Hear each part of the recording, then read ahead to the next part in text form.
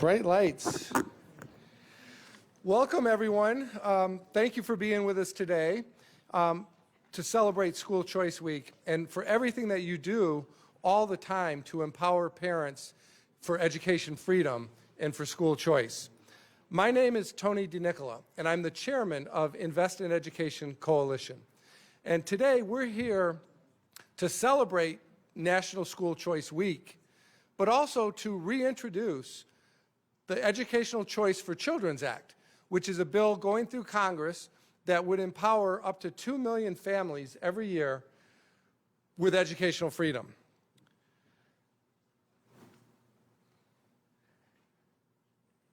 As you all know, the Educational Choice for Children's Act has been moving through Congress for the last 2 years because of the support of staunch school choice advocates like Senator Bill Cassidy and Senator Tim Scott, among others.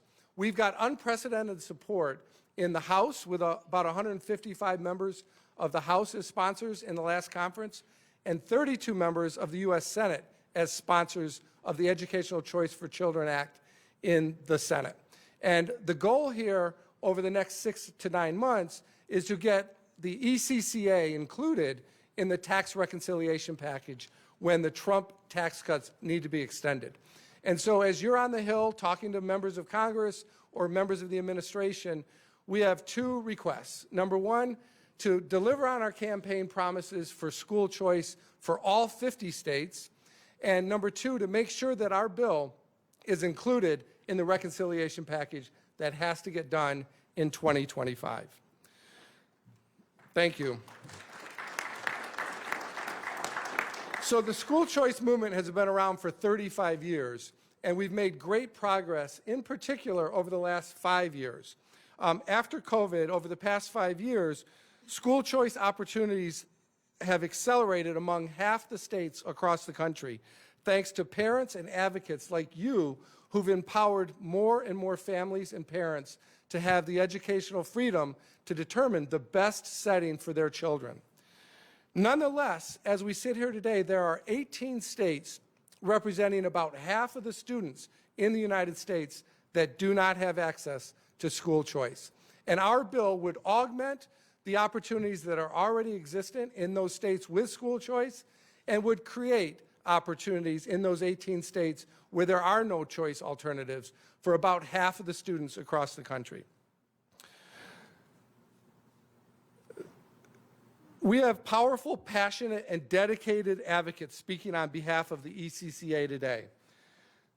Let me just introduce them, and then I'll call them up to speak. First is my good friend, Senator Bill Cassidy, who has been the lead sponsor of the ECCA since it was first introduced in June of 2022.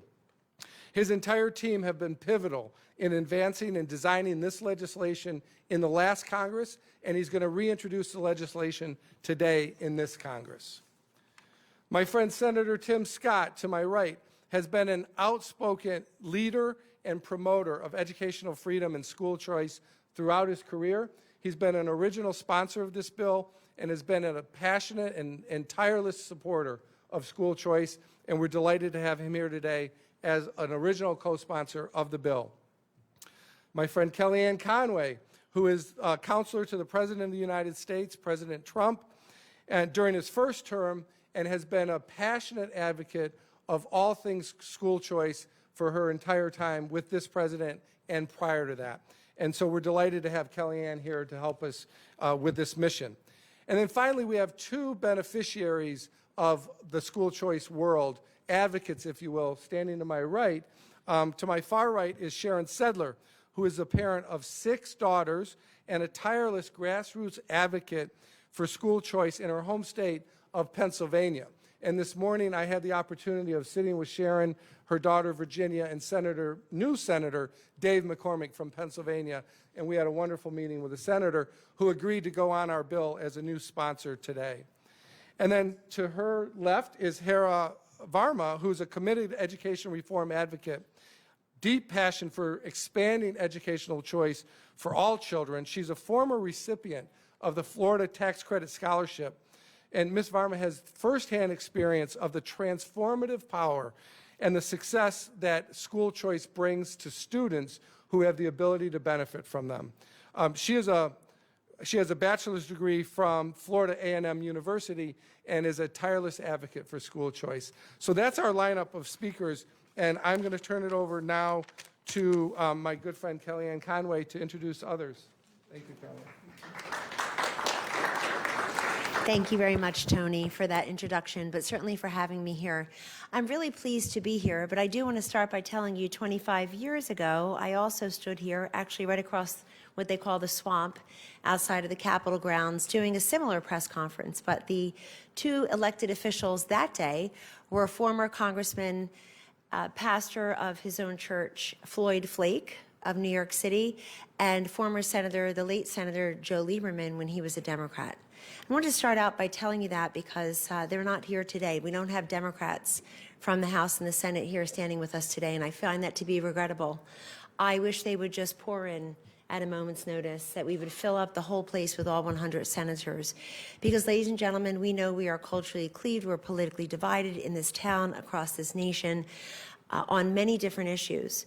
But I simply cannot acknowledge, abide, understand, or accept why you would have nearly an entire political party, half of the country's political representation, less than half now, but it's up there, against giving these kids and their parents a better choice, a better opportunity at accessing the quality, affordable education that they are worthy, just as a matter of dignity and humanity. These are kids. They represent the future. They're innocents, T.S.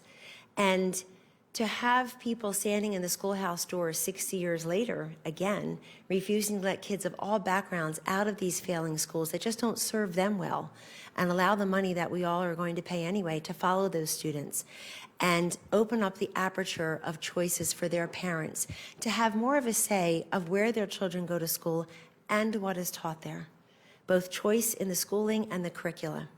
We're in the middle of a parents' rights renaissance. It started during COVID. I would say it's been bubbling up for decades. But we saw it full force during COVID. Screen time is school time. Our kitchen island is classrooms. And then it went right into the election of Glenn Youngkin for governor majorly on this issue a year later in 2021. 3 years later, we have President Trump, school choice proponent, a pro-educational reform, a new executive order out today, told me on my Fox Nation show September 30th that if ECCA, if the Educational Choice for Children Act is put on his desk as president, he would sign it into law. He has repeated that several times since. Every time he is asked, he's made that commitment. Now it's up to this chamber and the one across the way to put it on his desk. We are so close to doing that. We are so close to, fortunately, pushing forward a piece of legislation that would be the most robust, most broad and sweeping piece of legislation to ever be enacted from a federal level, really mimicking what's been happening at the state level. When we were in the White House, there were 0 universal school choice programs in the states. We now have 12 because the work started then in earnest, and we now have 12.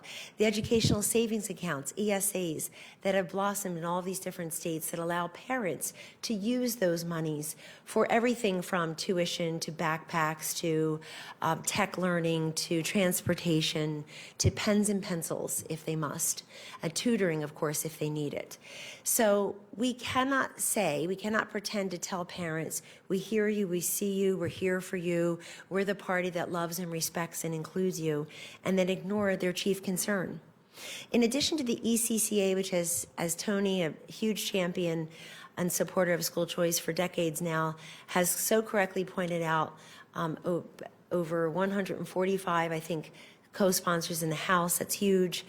We have, I think, 32 or so senators now, including a few new ones that just walked into this building recently. But the legislation in the House has gotten the furthest that any piece of legislation of its ilk, of its breadth and its depth, has ever made it through any single committee. So the momentum is with us. What must we do now? We must explain that this is an issue that when described fairly and correctly and accurately, gains what I call tripartisan support. wild majorities of Republicans and independents, and a plurality, sometimes a slim majority of self-identified Democrats. I'm sure people are going to lie about it. People are going to try to confuse the situation, worry more about the teachers' unions and the teachers' ability to teach our great students. We're asking for a parent-centric, student-centric policy to flood through the halls of Congress and to reach all the way to 1600 Pennsylvania. We would love your help in doing so. We would love to keep our focus on what matters most, that these children deserve a chance. And let me just tell you, this would be $10 billion in funding, and it would affect up to 2 million students. That's in addition to what's going on in our states, what's going on locally. The First Lady, Melania Trump, again the First Lady now, twice welcomed guests in her box at the State of the Union addresses in 2017 perhaps, and in 2019. In 2020, we had a young girl and her mom there. She had been victim of Governor Tom Wolf's vetoing school choice charter school programs 3 different times. So for those who are pretending to be for kids, we say welcome. We do not want this to be a partisan issue.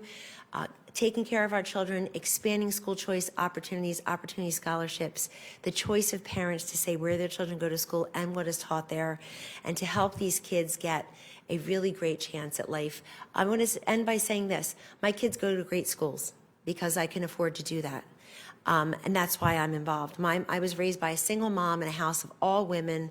My mom, her mom, 2 of my mom's unmarried sisters, they scraped it together to keep me in the local Catholic school. I think my senior year tuition was $2,600. It was not that much, but it was a lot for them. But that was very important to my mother to do. But I say this because I don't begrudge the Obamas and the Clintons for sending their 3 daughters to one of the finest private schools in Washington, D.C., Sidwell Friends. Good for them. If their daughters have the capability and the intelligence to do so, and they did, if the Obamas and the Clintons had the resources to do that, and they did, that's wonderful. But I will never understand or accept why both of those presidents vetoed the D.C. Opportunity Scholarship Program, so that other kids also living in the city could have some of those same opportunities. So with that, I would call upon lots of Democrats, independents, and all of our Republicans to join the fight. And I'm just the warm-up band here. Now onto the main program. It gives me great pleasure to reintroduce Senator Bill Cassidy. He's been in the Senate for 10 years now. He, of course, was in the state legislature before that, is a doctor, and has long been an advocate of better health outcomes, has volunteered his time, his treasure, and his talent in making that happen. And he's also a very big advocate of school choice, as Tony says. He's been part of the bill and the new bill all along, but now he's the chairman of the Help Committee, and I'd like to say to him, he also soon enough will see Philadelphia Eagles fans like me in his city next Sunday. So, Senator and now chairman of the Help Committee, Bill Cassidy. Thank you, Kellyanne.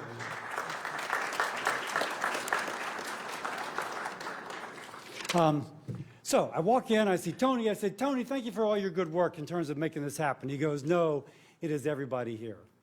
It is all of you that have brought us to this point. And what is the point where we are? I thought, I know the power of education. My parents, for all practical purposes, didn't go to college. But by golly, their children were. And so I went to public school and public high school and to public medical college and medical school. And by golly, the son of a woman who was in a sharecropper family, a tenant farmer family in South Carolina, and 1 year did not go to school because she didn't have shoes, because of education, has a son who's a gastroenterologist, a senator, living the American dream. That's the power of education. And Kellyanne spoke about 25 years ago. Somebody 25 years from now is going to speak of, hey, remember that event in which we talked about the ECCA? And now we have people standing to our right whose children benefited. And by the way, one of those children is in medical school. And maybe one of those children is a congressman. And won't it be kind of sweet pain for Republicans if that congressman is a Democrat? But the point being is that what we are doing today is going to have generational ramifications. And all of you have helped to accomplish that. Now, we can argue, hey, Bill Cassidy, you went to public schools. Why shouldn't we just leave people in public schools? Unfortunately, school performance has declined. And by the way, I'll also say there's increasing recognition of the diversity of how children learn. Full disclosure, my wife is the CEO of a public charter school, of a system of 3 public charter schools for children with dyslexia. The children that go to her school would not learn otherwise. This allows a parent to send her child to that school if her child is one of that 20% of the population that has dyslexia. And I could go through example after example of the benefit of which we speak. So, I'm privileged to be with my friend Tim Scott.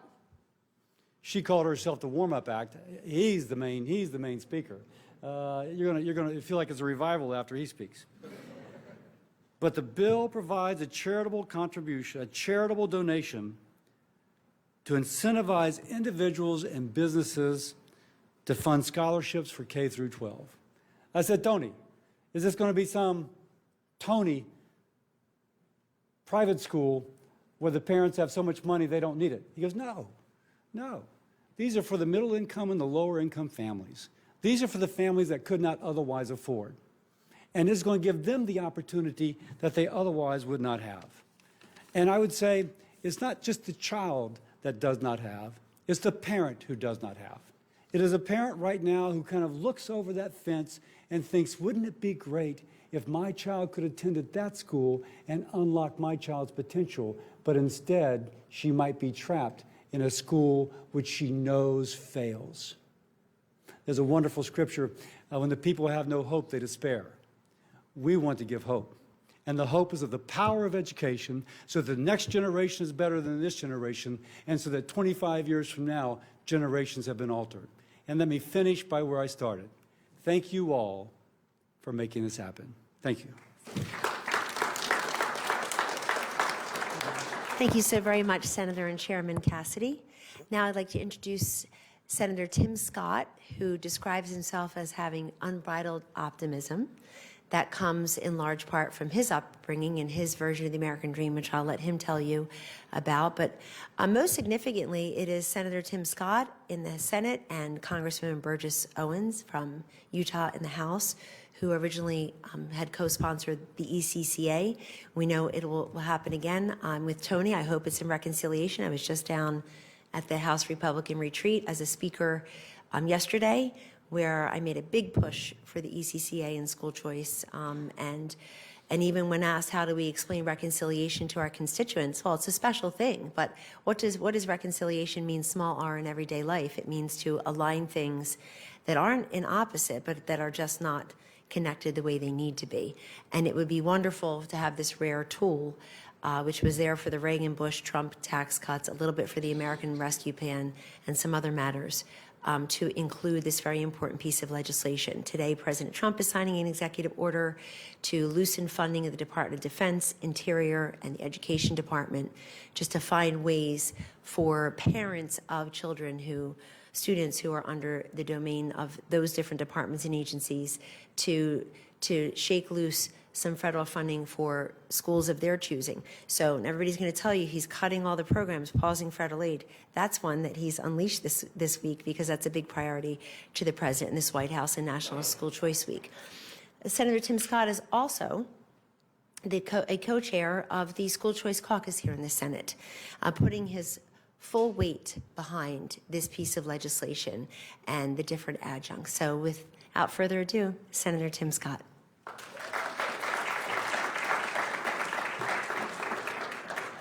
Thank you, Kellyanne. Thank you, Tony, for investing your time, your energy, and your resources in what I believe is the civil rights issue of our era. Now, I know this is a rhetorical question, but I still want to see you raise your hands. How many of y'all in this room support school choice? About 83%. That's just interesting. Think about this reality. School choice includes public schools. If you are living in the best neighborhoods and affluent neighborhoods, you send your child to a local public school. If you're the wealthiest Americans, you choose to school and you send your kids there. It's only middle income and folks working paycheck to paycheck that do not have access to school choice. And if you think about the powerful words spoken by Kellyanne, she said it so quickly, I don't want us to miss what she said. I literally had to pull out my pen, take out a piece of paper to write it down. There was unfortunately a time in our country's history where there were adults in power locking kids out of quality education during my lifetime. Literally adults standing at doors in schools not allowing kids in. And today, there are kids locked out of quality education because there are literally adults standing at the door locking kids into failing schools. Proverbs 13:12 reminds us that hope deferred makes the heart sick. There are millions of parents today all across the greatest nation on earth whose hope has been deferred because they're on long waiting lists, trying to get their child, their future, their dream into a quality place for education. Because of the efforts of Tony and so many others, we stand on the doorsteps of the greatest transformative power in the public forum, which is quality education. It is our responsibility to lean into this moment. We have this year, this reconciliation vehicle hour, in the words of President Trump, this big, beautiful bill. It needs to include ECCA.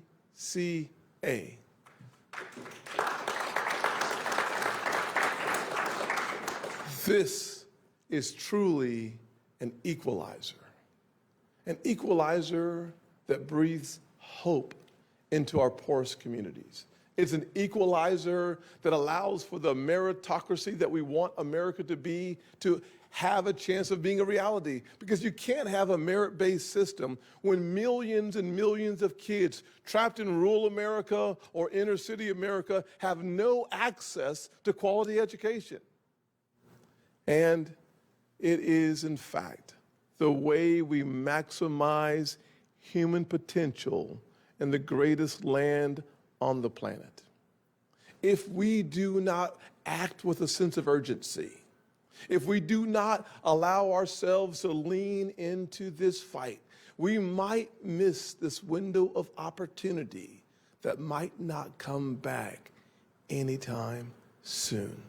So here's my ask. Don't just applaud. Kellyanne was fantastic. Bill Cassidy was on fire today. Tony's always cool as a cucumber. But let me just say this.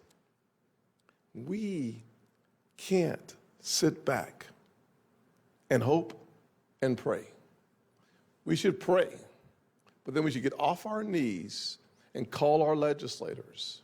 We should get off our knees and make sure that every single person in Congress understands the sense of urgency that we have as constituents, as Americans, not simply as voters, but as constituents. Because we, the elected, we don't just represent those who vote for us. We represent the United States of America. And on this issue, Democratic elected officials may not support it, but Democrat voters do support, in large numbers, 70% of African Americans support school choice. 60+% of Hispanics support school choice. Families working paycheck to paycheck in blue-collar America support school choice.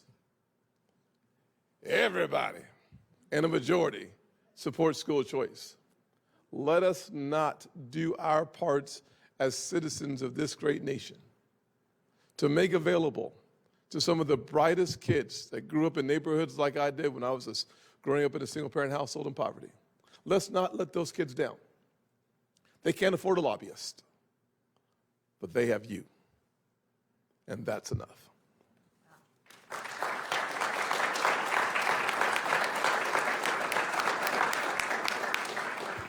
So lest you think it's all just a piece of paper, a piece of legislation, let's hear from two women who will testify to you firsthand the positive effects of school choice.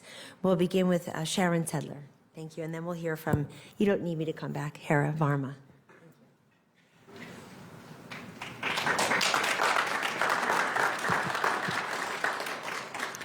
Thank you so much for having me here today to talk about my 6 amazing daughters who I'm very proud of. And no one realizes more than I do. Well, maybe you do, but I realize that every single one of my kids has different talents, different skills, and definitely different attitudes and different needs. And it's because of that you know, they needed different education environments throughout their years. A couple of my kids graduated from district school. That was the right place for them, but not for all of my children. So in 2nd grade, my youngest, Virginia, had completely debilitating anxiety. She could not function in the district environment. She had been fine before, but something changed for her, and she felt unsafe. So I had to bring her home, where she received the therapeutic and academic help that she needed so she could feel safe and so that she could learn. I realized that there were many other parents who felt just as trapped, ignored, stonewalled, and yes, even sometimes threatened or blamed for their child's difficulty. It shouldn't be that way. Parents shouldn't feel trapped. We shouldn't feel unable to satisfy our children's needs. So I realized that me, being a fairly assertive parent, very active in my community, if I didn't know what I should do and I didn't know where to turn and I was at a loss, how many other parents were going through that same thing? How many parents in urban environments didn't understand how the system works or that they had options? You would be surprised how few realize that there are alternatives because they're trapped. They are rendered powerless and helpless in a system that's supposed to be educating our children. Too many children have to endure education for years. Sometimes it's a couple, sometimes it's all 13, in an education environment that doesn't suit them. And so I'm very thankful that we have people in this room who are dedicated to returning power and agency into parents' hands so that we can navigate the education system. We can provide the services our children need when they need it so that they don't have to suffer any longer. We appreciate the opportunity and the freedom that America provides. We need to provide that to our children in far greater fashion. I'm going to tell you about a parent, and this is an example of some of the deficiencies in our system and how the ECCA would have greatly helped her. She has a son who is dyslexic and autistic. They are English as a second language family. Both parents work, they scrimp, and they save. Their son attends district school because it's the best option for him. He was a 6th grader with a preschool reading level last year. That's what education did for him. And his mom fights. She fights so hard. What they're doing now is they're paying $500 a month for an out-of-state online literacy tutor, money that they really don't have, so that he can now be a 7th grader with 4th grade reading skills. That's the dedication of these parents. This is how hard they have to fight. This is how much they have to pay. They have to pay with family time. They have to pay with their sanity, their emotional well-being, their physical well-being. So thank you. Thank you so much for your words, for your work, for your dedication, because after all, our children deserve every opportunity and freedom in our United States.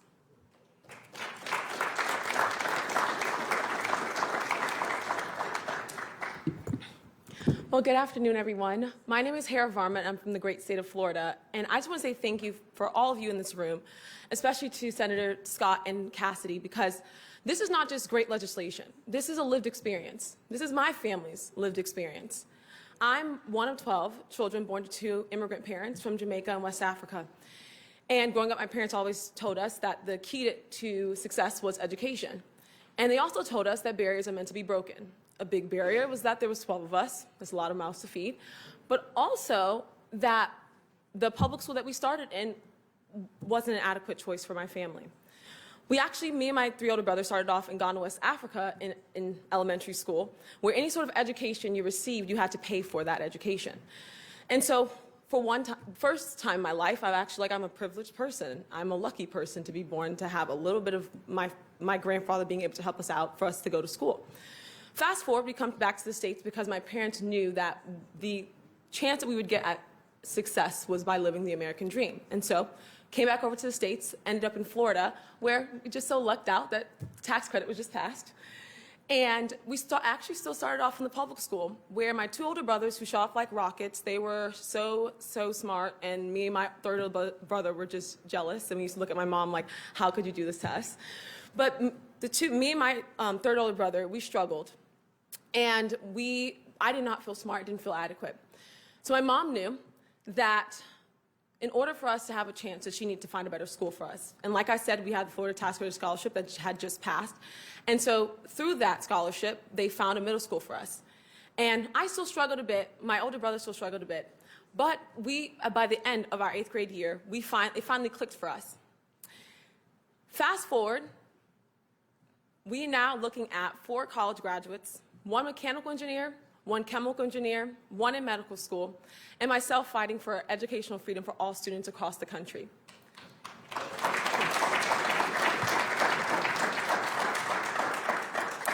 But we don't stop there. I did tell you we had an army. So we have 6 in university. And then we have 2 actually graduating this year. And then we have 2 following in our footsteps in high school, and we've threatened them with bodily harm if they let us down. So when I look at school choice, when people say school choice doesn't work and there's all these debates that are going on, I simply show them my family. I show them that with the right education, with a chance at success, that we were able to go to college, that I went from feeling stupid compared to my brothers to testifying in front of the Ways and Means Committee at the age of 24. School choice works. And you guys wouldn't all be here if you guys didn't believe that too. I am so excited for this. I am excited because if we get out of the way of children, we will not keep losing gifted minds. So I want to thank you guys again for coming. I want to thank you guys for the support. And I'm excited to get to work, really. So thank you all.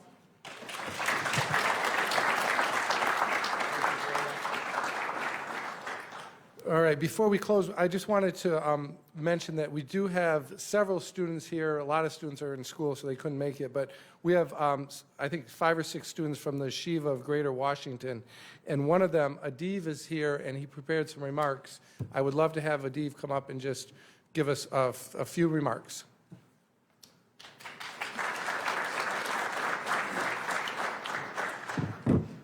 Good afternoon, honored senators who left, and all advocates for school choice. My name is Adiv Shadovsky. I'm a resident of Kent Mill, Montgomery County, Maryland, and I'm a senior at the Yeshiva of Greater Washington. My school is an Orthodox Jewish middle and high school with a dual curriculum of Judaic and General Studies, and has been a pillar of the Maryland educational community for 60 years. As Orthodox Jews and as Americans living under the First Amendment that give us the freedom of religion, it's of the utmost significance that we have received our formal education in a setting that reflects the teachings of our faith and our home. The strong educational foundation that I've experienced at Yeshiva and before that in lower school at Berman Hebrew Academy in Rockville has prepared me for the role that I hope to assume as a successful professional in today's American society and as an upstanding member in the greater Jewish community. Our school, much like other private schools, struggles to balance its finances. The upkeep of its facilities, the salary of its teachers, the equipment, the cost of supplies, and all those things. In order to balance all of that, they would surely, one would think, opt to charge a tuition that allows them to do all of that without cutting any corners. However, the burden that would place on the families, many of whom are middle and lower income, would cause a stranglehold on the finances of those families. And as a result, our school provides hundreds of thousands of dollars in scholarships each year to grant this genuine dual education, both Jewish and general studies, to each student, regardless of limitations. The creation of this ECCA bill that we're here to talk about today will undoubtedly be a game changer for millions of families, for our families and for millions of families across the nation. We so greatly appreciate the leadership of the senators for pushing forward this bill, as well as the chairman and all of you here for the countless hours of work that you put into this. May God bless your efforts, and may we all see great success in this pursuit. Thank you so much.